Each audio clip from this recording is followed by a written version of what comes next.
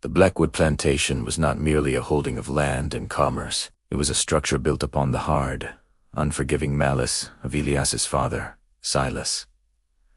The air here was heavy, thick with the scent of dried earth and the metallic tang of fear. A constant, unspoken accusation that clung to the damp walls of the main house. Elias, pale and perpetually shadowed, spent his days wandering the edges of the estate, caught between his inherited comfort and his internal revulsion. He was 21, slight of build, and had been educated far away in the north, only to be dragged back by his father's summons to learn the brutal family business. He watched the daily transactions of human suffering with a sickness in his gut, feeling the overwhelming pressure of a world he was expected to dominate but could only despise. This internal conflict defined his existence, turning his privilege into a form of slow, agonizing imprisonment. Lena was not a person to the plantation, merely property, but to Elias, she was a quiet, luminous challenge to the darkness. She worked in the suffocating heat of the cotton fields, her gaze fixed often on the distant horizon,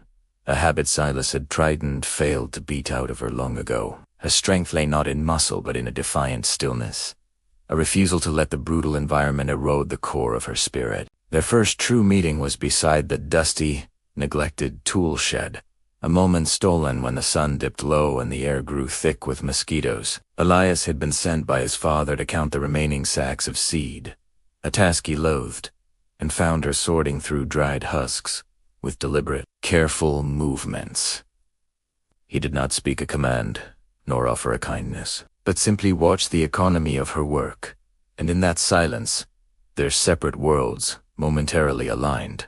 The secret began with a book, a small, worn volume of poetry Elias had smuggled back from university.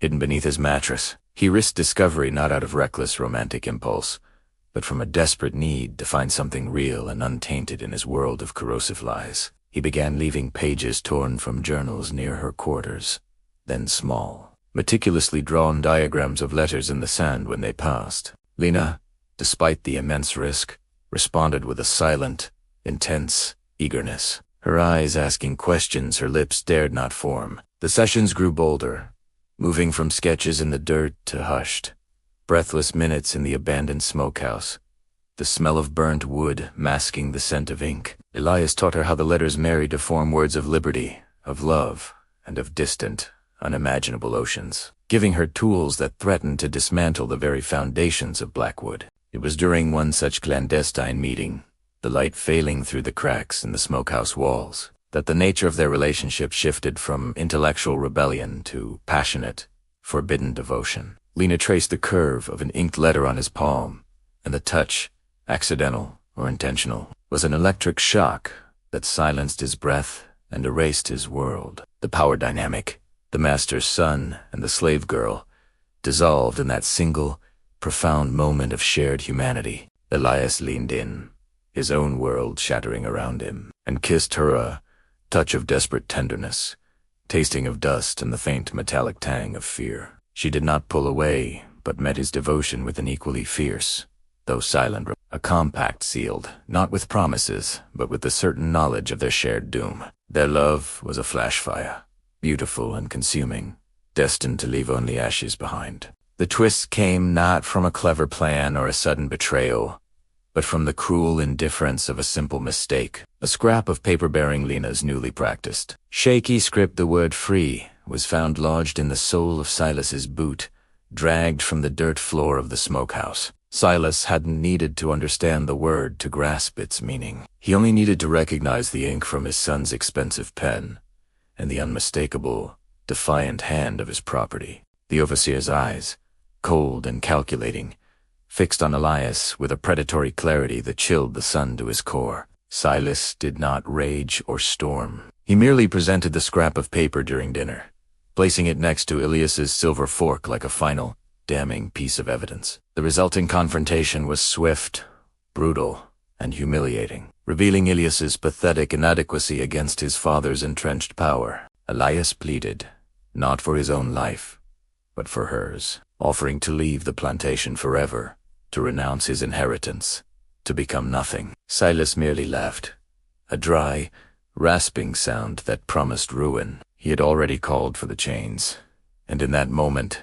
Elias understood that his weak, privileged protestations were less than nothing to the immovable machinery of his father's domain, to solidify his power and to crush Elias's spirit completely. Silas made a brutal, public example, not of Lena immediately, but of another man. He had the poor soul dragged into the square and administered a punishment so severe, so drawn out and agonizing, that the very sound of the whip cracked.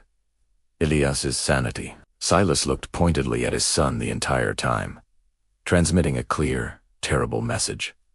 This is what defiance costs, and the next debt to be paid is greater still. The next morning, Lena performed her final, small act of defiance, a gesture that Elias realized, too late, was a farewell. She spilled a measure of the expensive grain Silas had set aside for his horses.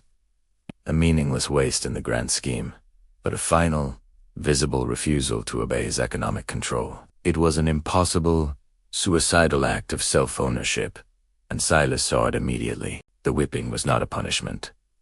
It was an execution delivered with the cold, deliberate efficiency of a businessman closing a ledger. Silas insisted on carrying it out himself, in the glare of the noonday sun, in front of every soul on the plantation. Elias was dragged from the main house, his arms pinned by two farmhands, and forced to witness the systematic, merciless destruction of the only person he had ever truly loved. The sound was unbearable, a mix of the heavy thud of the hide against flesh and Lena's agonizing, choked silence. She refused to give Silas the pleasure of a scream. Elias strained against his captors, his throat raw with useless, desperate shouts. But he was pinned, his body weak, his resistance a futile spasm against the iron law of the plantation. He could only watch the life drain out of her with every calculated stroke. In the final awful moments, as the sound of the whip finally ceased and silence returned, Lena turned her head slightly, miraculously finding Elias through the haze of her suffering. Her lips moved,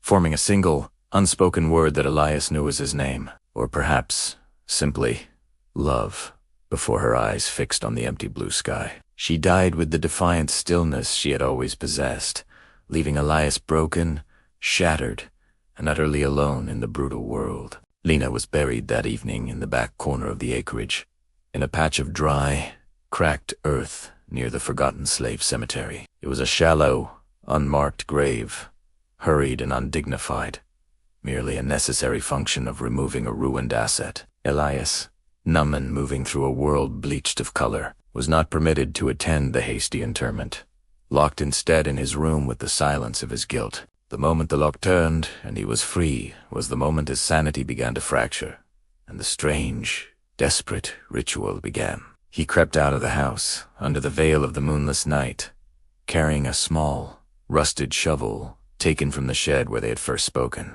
The earth near the cemetery was hard and unforgiving, but the dry ground offered no resistance to the overwhelming force of his grief. He found the freshly turned mound and began to dig, not to exhume her body, but to carve out a monument to his filiera proper grave, deep and eternal, that Silas could never desecrate. Each strike of the shovel was a physical act of penance, the pain in his hands and back a momentary distraction from the scorching, acid guilt in his soul. He dug into the sweat mingled with the tears he couldn't stop, sinking slowly into the pit of his making. Night after night, the madness deepened, and the pit grew wider and more profound. A dark, geological wound in the plantation's fabric. Elias would spend the entire night submerged in the hole, the scent of the cool, damp earth replacing the awful sweetness of blood in his memory. The ritual became the single fixed point in his disintegrating world, a conversation with the silence that lay just beneath his feet.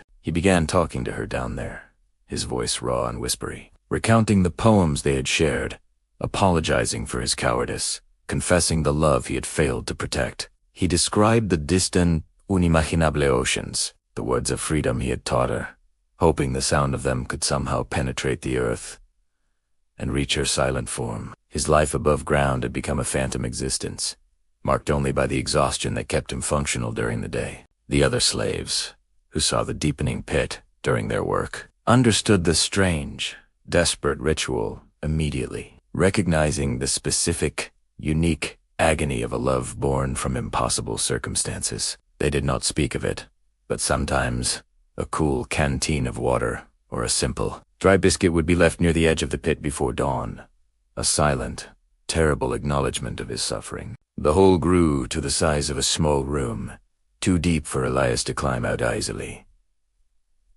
The sides now packed, smooth and firm, the floor level and immaculate. It was a crypt, a shrine, a grave within a grave, and he had created it with the marrow of his own exhausted bone. His hands were permanently blistered and scarred, his lungs burning with the fine, dried dust he inhaled with every desperate breath.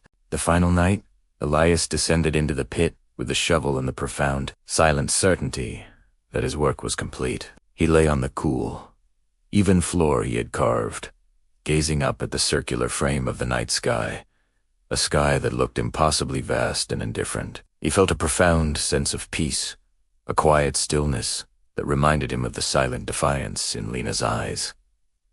He whispered her name one last time, a dry, rasping sound that caught in his throat, his breath now shallow and insufficient, a tired flutter in his chest. His lungs, ravaged by the constant inhalation of dry earth and the physical strain, simply began to give way, refusing to continue the painful, futile effort of living. He closed his eyes, sinking into the prepared darkness, finally achieving the quiet rest he had sought. The dawn found the pit half full of shadow, and Silas, finally noticing his son's absence, found Elias curled on the floor of the grave, his body unmoving and cold. The shovel lay beside him, and the earth was packed hard and smooth, a testament to a monumental, maddening act of devotion.